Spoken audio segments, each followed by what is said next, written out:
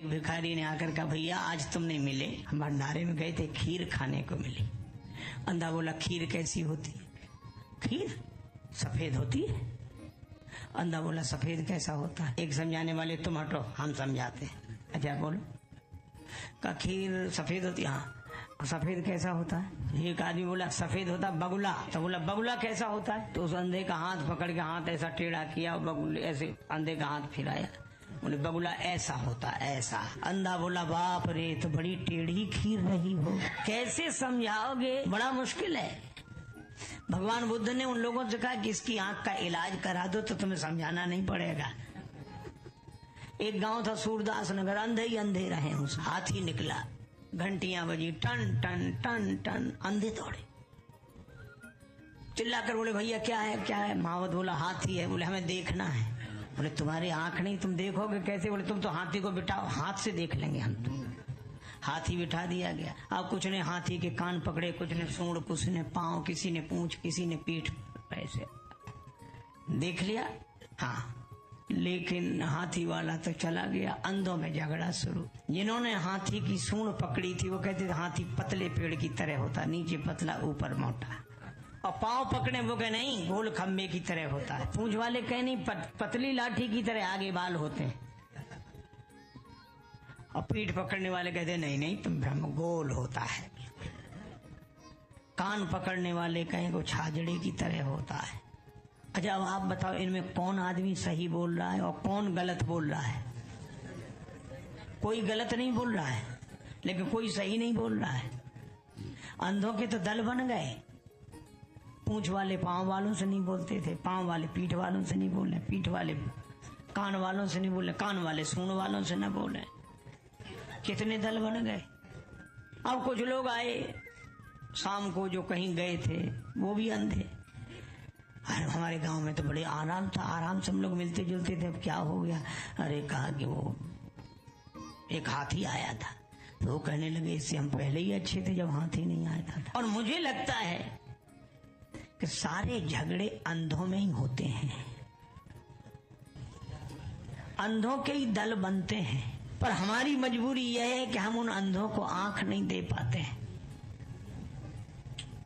तो हमें उन्हें उपदेश देने की बजाय आंख देनी चाहिए। मुर्शिद वो जो असुदाए मंजिल कर दे, वरना रास्ता तो हर शख्स बता देता है। बोले, वो महावत लौट के आएगा। तीसरे दिन फिर टन टन घंटे बजे, अंधे दौड़े, रुको रुको रुको रुको, हमें हाथी। बोले, देखा नहीं था उस दिन। बोले, उसी देखने ने तो समस्या पैदा कर दी। अब अपनी अपनी बात सबने कही, पतली लाठी की तरह, गोल चबूतरे की तरह, छाजड़े की तरह, पतले पेड़ की तरह, गोल खंबे की तरह। महावत बोला, हाँ ऐसा भी है, ऐसा भी है, ऐसा भी है। तो अंधे बोले, क्या 10-12 हाथी लिए हो? कहा कि हाथी तो एक ही है। तो कहा, फिर हमको अनेक जैसा क्यों लग रहा है? महावत ने कहा, इसका उत्तर केवल एक है कि तुम्हारी आंख नहीं है, और जिनके आंख नहीं होती उनको एक ही अनेक जैसा लगता है। एक परमात्मा अनेक जैसा लगता है, और वो अपनी जिद पर पक्के रहते हैं, चाहे दूसरे से न बोले। महावत ने कहा कि अगर तुम आंख खोल सको, तुम्हें आंख मिल सके, तो तुम देख लोगे। आंख नहीं होने पर एक में अनेक को देख रहे हो, और आंख होने पर अनेक में एक को देखोगे। तो जिसे अपने अंधत्व का, अज्ञान का बोध नहीं हुआ, उसे ज्ञान का बोध क्या होगा? इसीलिए कहते, जिसको नहीं है बोध तो गुरु ज्ञान क्या करे। गुरु जी के पास उपचार के लिए जाए तो अयोग्य होकर नहीं, इतना तो योग्य हो, कम से कम बुद्धि तो काम करती हो। लेकिन हमारे यहाँ गुरुदेव के आगे सिर झुका देते हैं, और सिर झुकाने का अर्थ कि ये बुद्धि भी अब आपको समर्पित। अब बहस नहीं, अब विश्वास।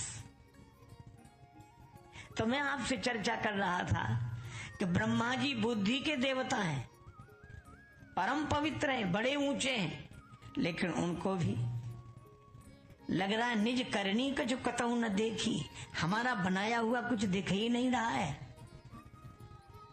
शंकर जी ने समझाया, देवताओं तुम पद के मद में न भूलो, शादी श्री राम की है ये भी न भूलो, कर दिया सबको शिव जी ने आगाह है, वाह वाह है।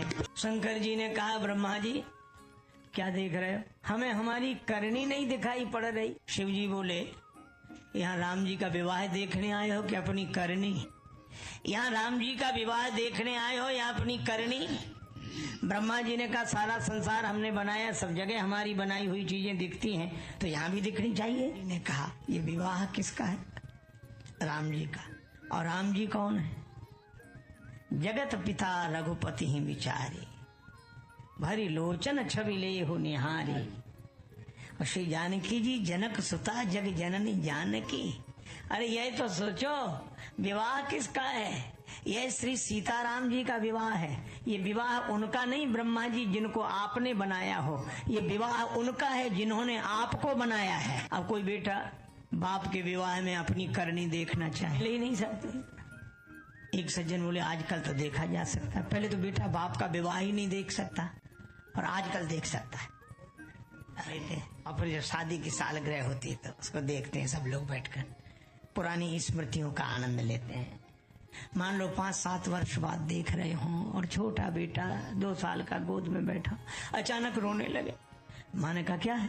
मम्मी इसमें हम तो कहीं दिख ही नहीं रहे। फिल्म तो तुम तब नहीं, तो हम आज हैं, आज फिल्म दिख रही तो हम भी दिखने चाहिए। बेटा ये फिल्म तब बनी थी जब तुम नहीं बने थे। यह तो विज्ञान का चमत्कार है कि फिल्म ही दिख गई। शंकर जी ने कहा यह भगवान की अघटित घटना पटीयसी माया की विलक्षण शक्ति का चमत्कार है कि बीते हुए युग की घटना हम आज अभी वर्तमान में ऐसे ही देख रहे हैं। लेकिन ब्रह्मा जी ये शादी आज होते हुए दिख रही पर आज की नहीं है, ये तब की है जब हम बने ही नहीं थे। इसलिए तुम एक काम करो, तुम करता हो ये विचार दिमाग से निकाल दो, तुम तो उसका ध्यान करो जो तुम्हारा करता है। और मैं आपसे कहूं आज भी अगर व्यक्ति ये मान ले कि मैं करता हूं परेशान रहेगा, और जिस दिन ये जान ले कि मेरा भी कोई करता है उसी दिन प्रसन्न हो जाएगा, परेशान नहीं रहे। इसीलिए हमें भगवान का स्मरण करना चाहिए। ब्रह्मा जी प्रसन्न हुए कि नहीं बात ठीक है, लेकिन ब्रह्मा जी बोले एक और परेशानी है, ये बुद्धि से जो काम करते हैं परेशानी रहती है। अब क्या परेशानी है?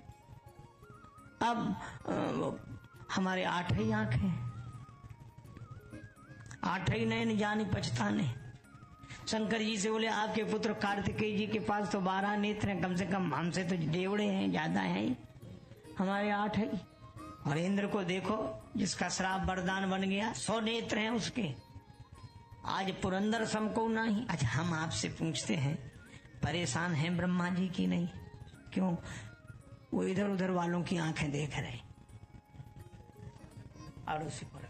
और हमें लगता है कि अगर हमें ये आंखें क्या दूसरों की आंखें देखने को मिली हैं? अगर हम भी अपनी इन आंखों से दूसरों की आंखें देखते रहेंगे तो परेशान ही रहेंगे। शंकर जी ने कहा कि परेशान रहोगे, ये दुनिया भर की आंखें काहे को देखते हो? बोले तुम्हारी आंखें तो भगवान को देखने के लिए मिली हैं, तो इन आंखों से भगवान को देखो, दुनिया की आंखें मत देखो।